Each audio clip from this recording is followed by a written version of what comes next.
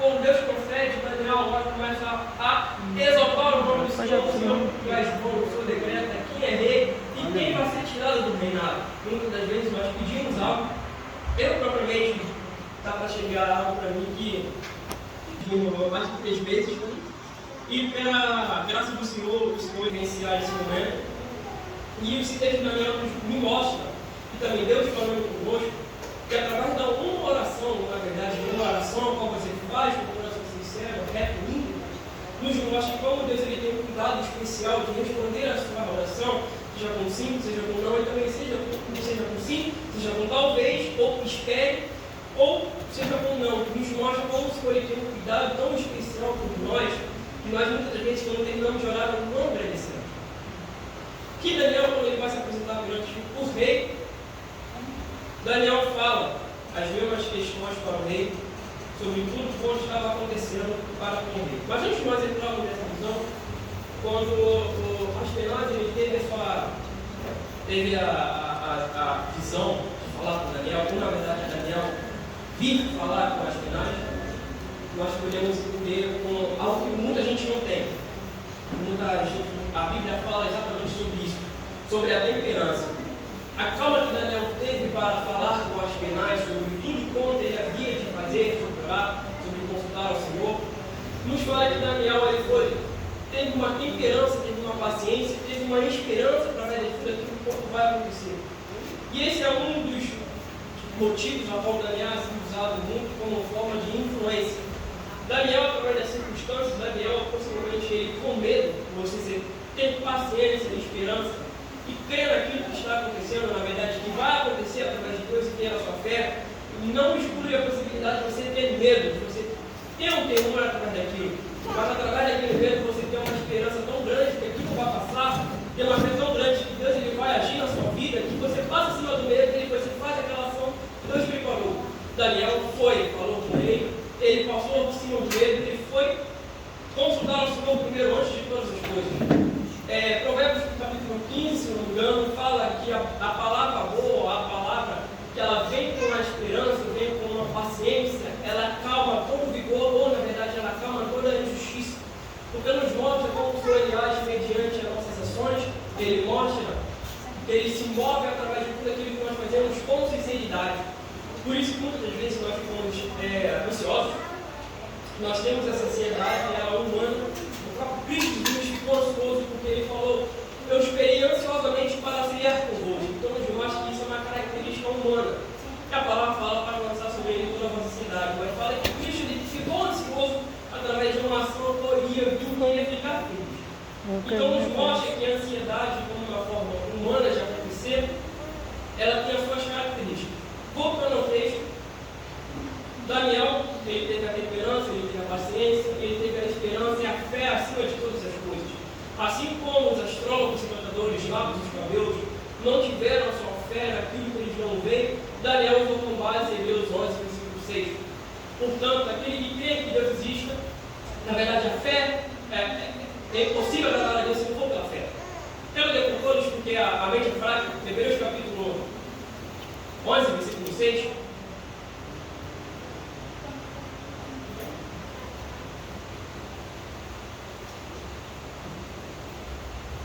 Hebreus 11, 6. Ora, sem fé é impossível agradar a Deus, porque é necessário aquele que se aproxima de Deus crer que Ele existe, que é galardoador e que o busca.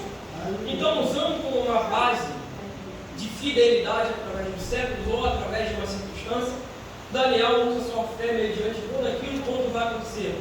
Nós vemos isso acontecendo não somente em Daniel capítulo 2, nós vemos em Daniel capítulo 3 com a fornalha de fogo, nós vemos em capítulo 5 com o decreto de Dário contra a vida, na verdade, um decreto para que não houvesse uma adoração pagã na Babilônia, mas que houvesse uma adoração somente para Dário no Império Grego-Macedônio, Grego-Persa. E ali houve-se bastante, um fato muito importante para que Daniel fosse passado pelo vale, passasse por tudo que ele passou, foi para testar, acima de tudo, como Daniel reagiria sendo ainda jovem. E foi se falado aqui como os jovens hoje se importam mediante ao que a juventude antigamente passava. Hoje, o jovem, infelizmente, ele não passar degraus e chegar aonde Jesus, está. aleluia! Quando nós vemos essa situação passando, nós vemos pessoas desistindo. Porque a caminhada, Deus ele dá o princípio da caminhada, mas ele não dá o meio. Ele não fala que você vai passar. Ele te capacita, ele te dá um meio de você caminhar, mas ele não fala que você vai enfrentar. Ele somente dá o princípio e ele dá o final, que é a recompensa de tudo aquilo que você passou. E hoje nós vemos pessoas desistindo.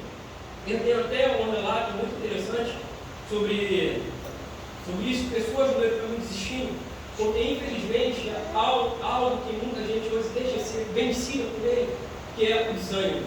Hoje muitas pessoas, quando se encontram em favor do desânimo, rapidamente eles querem sair, porque não é mais do agrado no seu coração, não é mais do agrado no seu pensamento, não é mais do agrado que satisfaça a sua carne. Hoje pessoas assim, elas querem fazer a Bíblia, na verdade, o altar de Deus, o tabernáculo de Deus. Hoje nós estamos aqui para dar o culto perfeito ao Senhor, como se fosse um palco. Hoje o pastor já não é mais o pastor, é a Barbie. Nós estamos aqui todos parecendo um amiguinhos. Amo você me ama. Hoje a juventude, ela quer ser esse tipo de juventude. Ela quer se envolver muito mais nisso, quer se envolver muito mais aprofundado nos mistérios que o Senhor tem revelado à sua igreja. E hoje nós vemos muito mais declínio de jovens. Hoje é muito mais notório isso. Enquanto tem igrejas que elas querem se igualar ao mundo, mas não para que elas tenham o mundo, mas para atrair jovens. E por atrair jovens que estão no mundo, acabam atraindo o mundo para dentro de si. Hoje nós conhecemos muito um exemplo muito claro sobre isso, que é sobre Abiú e Abinadab. Abiú e Abinadab só podiam trazer, como eram sacerdotes decretados naquela época, só podiam trazer um fogo do altar. Mas eles, infelizmente, quando viram um fogo, que eles estavam bêbados, trouxeram um fogo, possivelmente uma tocha que estava por ali, trouxeram mediante ao altar. Nosso decreto era que somente o fogo do altar que serviria para ver o sacrifício. E eles, infelizmente, com uma visão incrédula, uma visão possivelmente fora dos princípios de Deus, eles trouxeram fogo estranho e foram punidos. Podemos trazer essa visão para os dias de hoje. Trazemos muitas das vezes pessoas, na verdade, pensamentos estranhos para dentro da igreja, relações estranhas dentro da igreja e posicionamentos estranhos dentro da igreja, ouvindo fora do vaso da posição que Deus nos coloca muitas das vezes. Nós vemos muitas das vezes esquecendo dos princípios a qual o Senhor nos moldou, nos formou e nos colocou para nós estarmos fazendo mediante tudo aquilo que Ele preparou. Jeremias fala para descer a casa do oleiro, para ele ser reformado. E quando nós vemos esses princípios hoje sendo completamente erradicados, nós vemos a igreja, infelizmente, algumas igrejas têm se afundado na modernidade. Hoje, nós vamos ver muitas coisas vão ser mudadas para não agradecer, não exaltar a Deus, mas para agradar o homem. Muitas vezes falha, muitas vezes está em pecado, muitas vezes o inimigo está por trás daquilo que está sendo preparado. Por isso que hoje, nós igrejas estamos sendo preparados para pregar para o mundo afora. Mas a própria palavra fala que no meio de nós, alguns mestres são apóstolos. Apóstolo não quer dizer aquele que está na igreja, mas também aqueles que mudou os princípios de Deus. E é esse cuidado que nós temos que ter hoje, porque uma palavra ela pode vir para nós, não é uma palavra, somente uma palavra, mas quando nós vemos um mundo espiritual, quando há uma guerra estrondosa que está constantemente sendo travada, nós vemos que o inimigo está por trás de cada palavra maldita, de cada ensinamento maldito dentro das igrejas.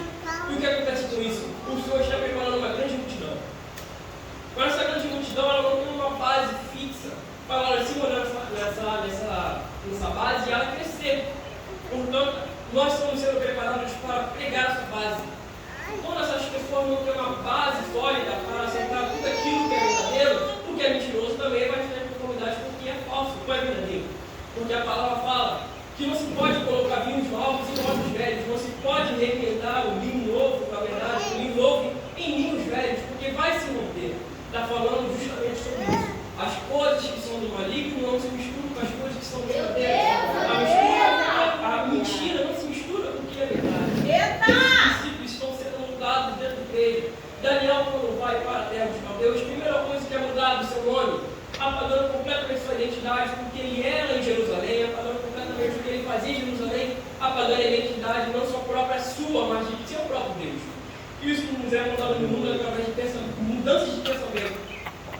Hoje, muitas das vezes, é muito mais fácil você puxar o jovem para o mundo do que puxar o jovem para a igreja. Porque Porque a cada momento do mundo ele tem uma novidade, e o jovem está procurando de novidades.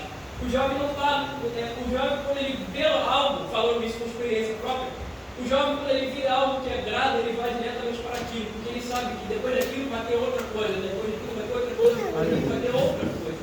E a palavra nos mostra que para nós termos uma intimidade para com Deus, é necessariamente nós estamos dentro dos átomos. Jesus fala, olha só, não faça como fazem os grandes que falam em altas vozes, sobem nos templos e falam amplamente, mas tu, quando fores falar com seu Deus, ele o levar, fecha a tua porta e fale com Deus que ele certamente te recompensará. E isso para nós é muito interessante, porque nos mostra que não é uma intimidade que ela é compartilhada, não é uma intimidade que eu tenho com Deus que eu vou ter com outras pessoas. Porque desde a fundação do mundo, ele sabe os meus pensamentos, ele tem me preparado para esse exato momento. Ele sabe o que se passa na minha mente, ele sabe o que eu estou precisando. Mas o que ele quer certamente é uma humildade de ir até ele, decretar tudo aquilo que nós estamos passando, necessitando, e os problemas a qual estamos afligindo.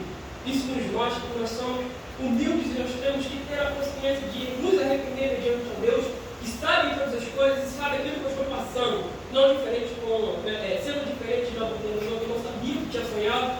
Deus ele sabe exatamente a palavra que eu vou falar antes mesmo de abrir minha boca, Salmo dizendo exatamente sobre isso.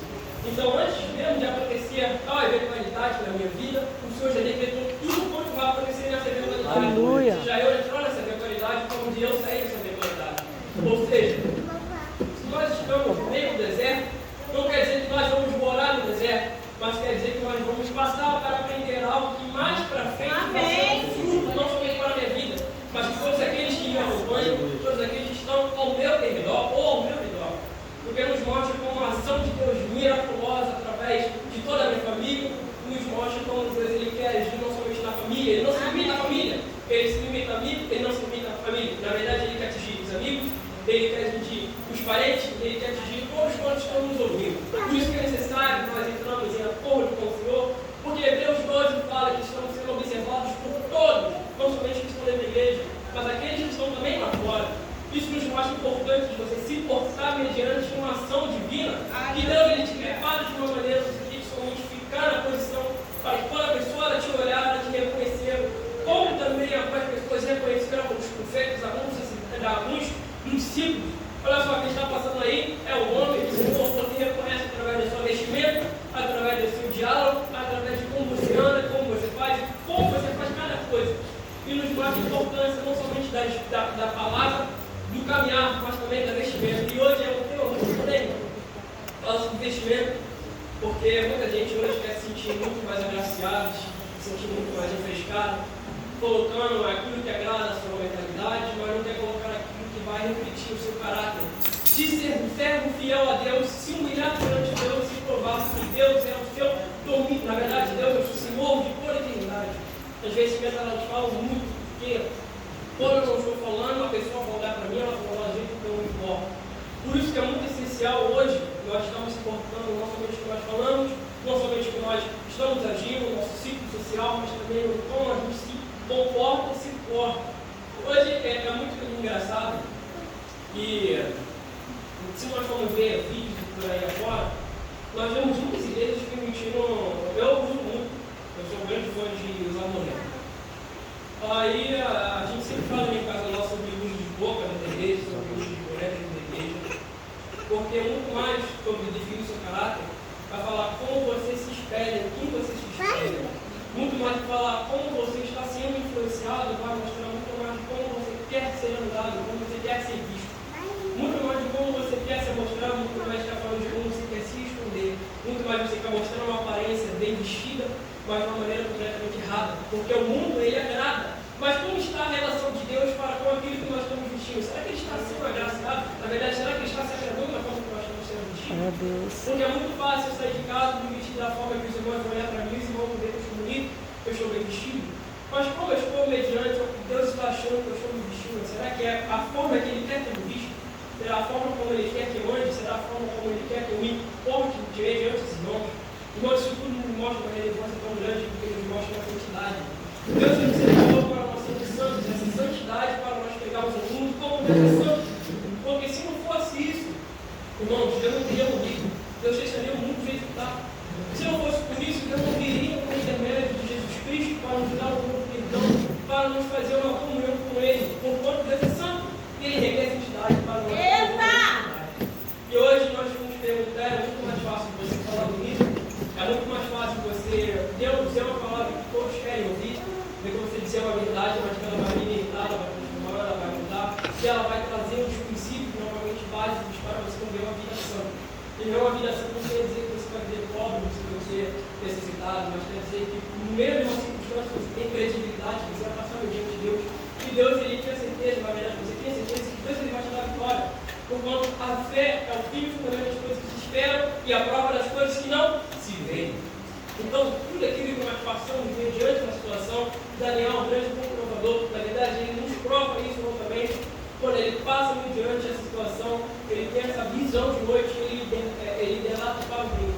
Aqui nós vemos como Daniel ele foi feliz em primeiramente consultar a Deus. Hoje nós temos o pensamento de primeiro consultar aquele que está do lado. Aí tem pessoas que muitas vezes não se compreendem com o que está do lado, conta para comigo. Aí você vê que conta para comigo, outro vê que conta para comigo, você vê que conta para comigo. E não resolve nada, na verdade, pode se acumular de uma tal forma que você não vai sair daquela situação. Aí o Senhor ele entra numa forma miraculosa, ele fala, entra no secreto, porque no secreto você será recompensado. Aleluia! As pessoas saberem do que você faz, você ter uma mente mais aberta, você compartilhar tudo que você está passando, que você vai ser benéfico. Na verdade, a fúria do inimigo contra a nossa vida. Porque tem uma frase que eu gosto muito dela, é que se você tem uma importância para Deus, o inimigo ele vai agir mediante isso com mais fúria. Se você tem uma importância especial para com Deus, aí o inimigo ele vai entrar cada vez mais com as suas astúcias, com o que ele tem preparado com as suas artimanhas, com as suas armas contra a gente. E a palavra fala para nós, revestimos como? Efésios 6, revestimos de toda a armadura de Deus para que possamos resistir no dia mau. E depois disso tudo, ficai firme. Então todas as coisas elas subsistem, todas as coisas estão propostas para uma vida santa, mas para uma vida de intimidade. Porque através da intimidade para com Deus, Ele vai trilhar um caminho ao qual você não consegue ver. Mas mediante o caminho que você está andando pelo peixão, Deus Ele vai lá e te dá um apoio para você andar por esse caminho. Aonde o mundo fala que não há uma escapatória, Deus Ele coloca uma porta. Se o mundo tentar fechar essa porta, Deus Ele vai e abre uma janela para quebrar. Aleluia! É muito interessante como Deus Ele age mediante nós mesmos, enquanto é necessário uma coisa. O certo sempre será certo e o errado sempre será errado. Não importa se 8 bilhões de pessoas aceitarem o errado. Esse errado nunca vai passar de uma percepção que ele vai se tornar certo. Sempre vai ser errado. Se você ficar no certo, as pessoas que estão erradas vão vir contra você. Mas o que nós temos como base isso? Maior que está em nós do que está no mundo. Então a certeza que você tem da sua salvação ela é capaz de passar por cima de qualquer artimanha do inimigo, capaz de passar por qualquer fala sobre você, que ela nos dá um refrigério de nós de cada dia de estar Aleluia. De todas as coisas. Então, se o mundo ele vier contra você, como aqui foi uma prova disso, na analogia mais clara, alguns se debatem entre si, é um grupo dividido, que possivelmente não soubesse o seu sonho. Mas ele, como uma forma de testar os seus caldeus, os seus astrônomos, os seus contadores, ele falou que ele não sabia. E nesse teste, alguns encantam, na verdade, alguns pensam que foi um fracasso através de todos os astrólogos. E como Daniel ele foi treinado para se tornar um mago, um conhecedor das escrituras, Daniel se encaixava nisso. Possivelmente fosse uma ação para tentar a vida de Daniel, Ananias, Misael e Azarias, porque eles recusaram uma coisa que o rei tinha colocado para eles, que o inimigo também tinha preparado. Então, para tentar, de uma vez por todas, eliminar todos esses, o rei Nabucodonosor colocou esse sonho. Mas ele não esperava que o Deus de Israel, ao qual ele tinha devastado por uma permissão divina, ele ainda agia no meio do seu povo de uma ação a qual nós não entendemos. Por isso que nós vivemos pela fé, e não por aquilo que nós vimos. Porque a fé, ela se baseia naquilo que nós vamos acreditar que Deus ele pode fazer. E não naquilo que nós estamos vendo. É como você caminhar de olhos fechados e não saber o caminho que você está trilhando. Mas Deus ele fala onde você está indo, ele está te mostrando o caminho que você está trilhando. E ele não deixa você tropeçar. Na verdade, você pode até caminhar mais rápido, porque você tem a certeza que Deus está no controle e Ele não vai deixar nós tropeçarmos em pedra, porque Ele é o guia que nos guia pela nossa vida. Aleluia. E passando por tudo isso, Daniel foi mais vitorioso através da fé. E será um exemplo que nos mostra que sim, Deus ele age mediante as circunstâncias, mas ele age também no meio da juventude.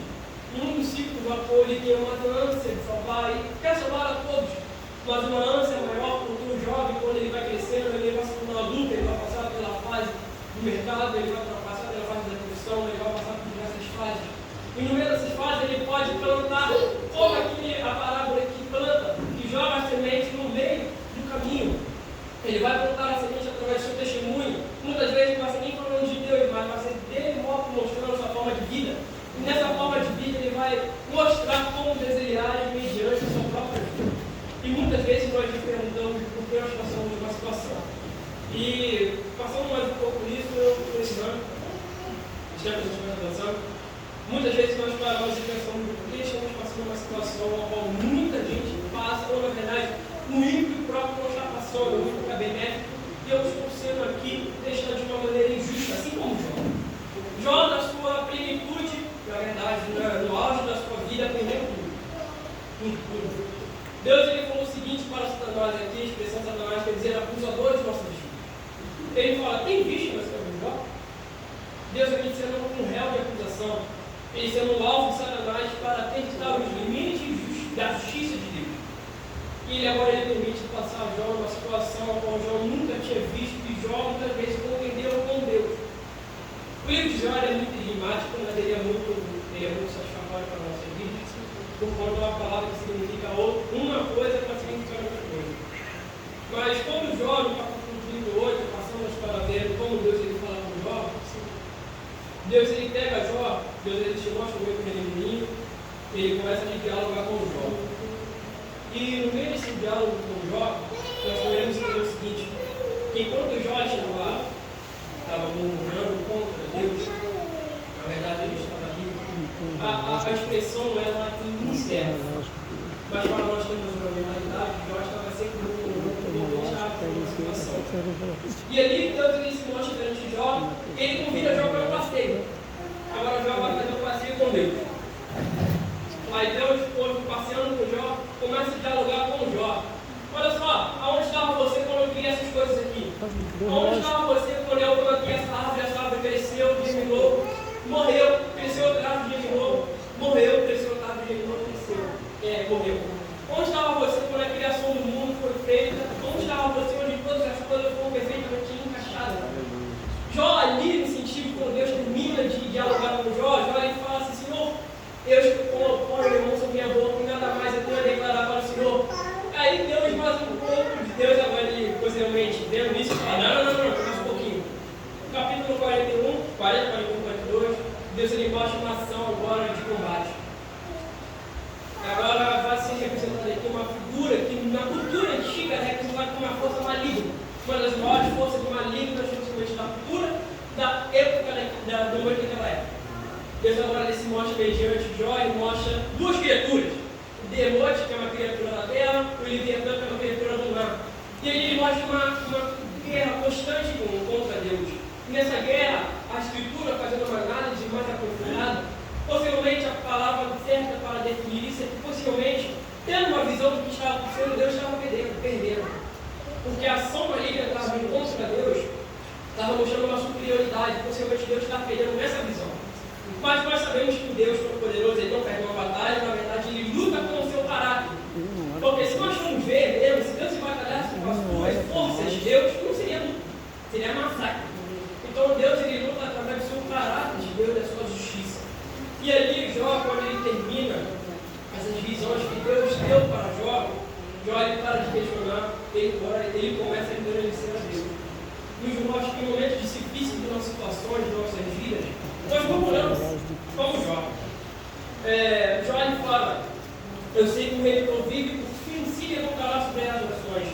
Uma relação mais ou menos sobre uma outra hermenêutica, possivelmente nessa frase, nós podemos entender que Jó estava falando, olha só, eu tenho uma redenção quando estou vivo. Mais ou menos fazendo esse diálogo sobre uma hermenêutica aprofundada, trazendo esse sentido da palavra.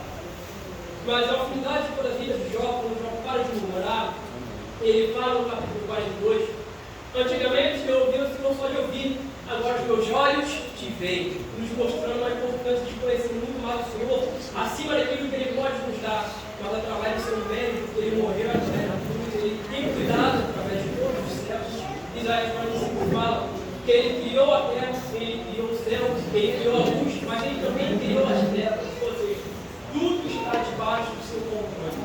E ao final de todo o decorrer do livro de Jó, também do livro de Daniel, nós sabemos que é uma vitória acima de todo medo, acima de todo desânimo, acima de qualquer pensamento negativo, situação negativa, que é a perseverança.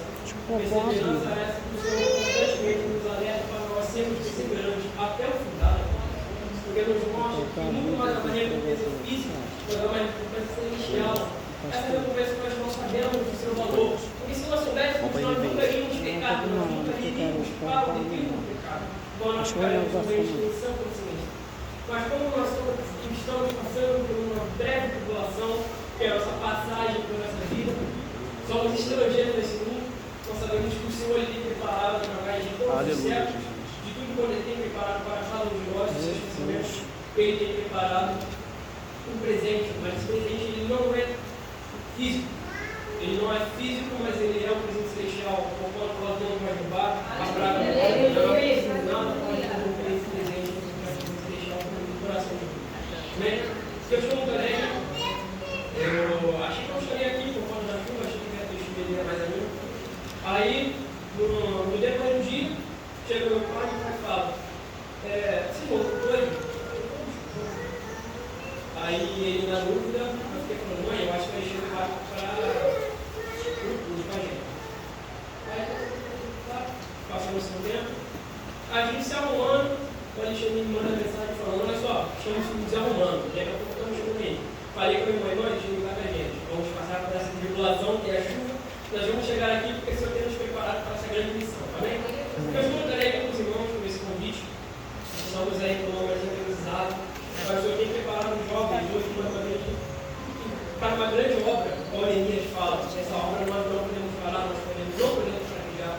Nós devemos sempre correr na nossa vida, sempre a pessoa perseverosa, perseverarmos até o fim, para que nós possamos ganhar o nosso galardão, que é a nossa vida, para sempre estarmos com o Senhor nos lares, nunca mais termos dor, sofrimento, nem coisa alguma, mas também quero dizer que eu vou mudar em nome de Deus.